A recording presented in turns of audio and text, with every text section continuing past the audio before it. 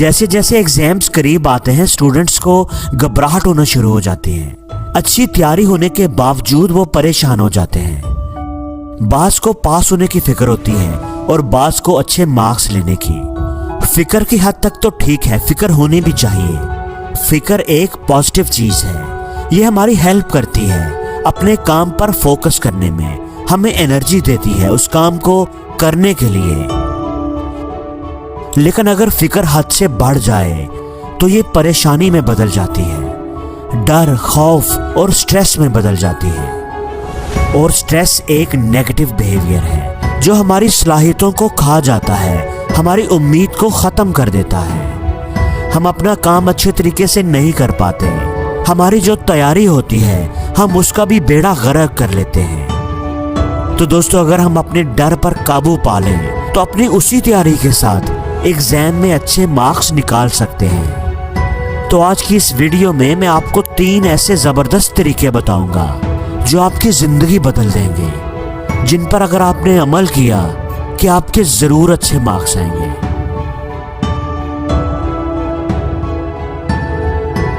अक्सर स्टूडेंट्स पूरा साल बहुत सारा वक्त जाया करते रहते हैं, खेल कूद में, दोस्तों के साथ घूमने फिरने में या सोशल मीडिया पर, ये सोचकर कि पढ़ लेंगे, अभी तो बहुत टाइम पड़ा है। और जब एग्जाम्स करीब आते हैं, जब उनको होश आता है तो उनको पता चलता है कि वो बहुत सारा वक्त जाया कर चुके हैं और अब उनके पास टाइम बहुत कम है और सिलेबस बहुत ज़्यादा है। तो उनकी परेशानी बढ़ जाती है, वो पैनिक हो जाते हैं, सर पकड़ कर बैठ जाते हैं कि अब क्या करूं। तो दोस्तों, सबसे पहली बात यह है कि इतना टाइम तो आप पहले ही ज़ाया कर चुके हो। अब जो टाइम बचा है उसको परेशान होने में ज़ाया मत करें। जो होना था वो हो गया, अब जो टाइम बचा है उसको बेस्ट यूटिलाइज करें। उस बचे हुए टाइम को वरी टाइम ना बनाएं, बल्कि स्टडी टाइम बनाएं। वरी टाइम को स्टडी टाइम में कन्वर्ट करें। सोच सोच कर परेशान होने की बजाय पढ़ाई पर ध्यान दें। फिक्र मत करें, अगर जो टाइम बचा है उसमें भी आप मेहनत करोगे, सही काम करोगे, जो डायरेक्शन में आपको दे रहा हो उस पर अमल करोगे तो आपके लिए सब अच्छा होगा। अच्छा, अब आप कहते हो कि ठीक है, परेशान ना होने की कोशिश करते हैं, लेकिन एग्जाम्स में बहुत थोड़े दिन रह गए हैं और सिलेबस बहुत ज़्यादा है, तैयारी हुई नहीं और डर भी लग रहा है, तो परेशान कैसे ना हो। तो दोस्तों, आपकी बात भी सही है। चले मैं आपको इसका भी हल बताता हूँ। आप एक काम करें, सबसे पहले आइडेंटिफाई करें, अपने माइंड को क्लियर करें कि प्रॉब्लम है क्या, डर क्यों लग रहा है। आप अपने पूरे सिलेबस को रिव्यू करें, उसको देखें, उसको 3 हिस्सों में डिवाइड करें।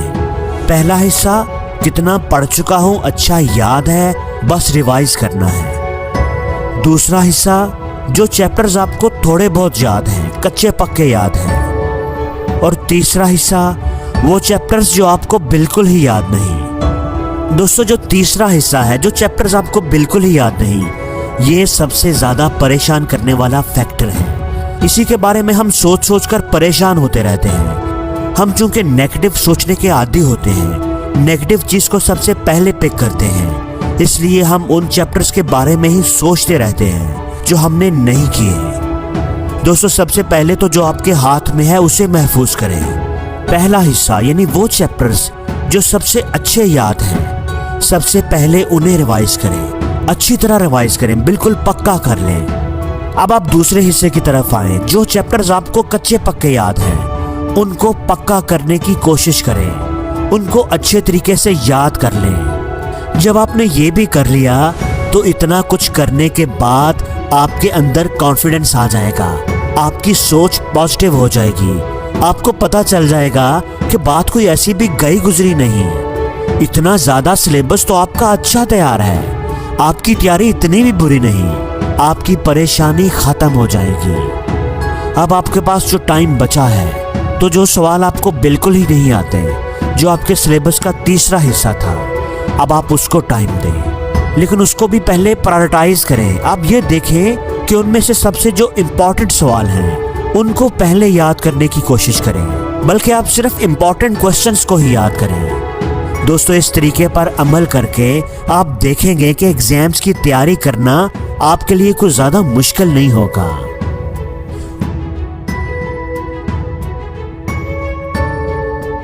दोस्तों तीसरी बात बहुत ही इंपॉर्टेंट है, ये आपके बड़े काम आएगी, इस पर जरूर अमल करना। जिंदगी में ये बात हमेशा याद रखना कि काम शुरू करने को काम करना नहीं कहते, काम करते रहने को भी काम करना नहीं कहते, बल्कि काम खत्म करने को काम करना कहते हैं। इसलिए जब भी आपने पढ़ाई शुरू करनी है तो ये मत सोचें, ये बिल्कुल डिसाइड ना करें कि पढ़ने लगा हो तो इतने घंटे पढ़ूंगा, 1 घंटा या 2 घंटे या उससे भी ज्यादा, बल्कि ये डिसाइड करें कि कितना पढ़ना है, क्या पढ़ना है।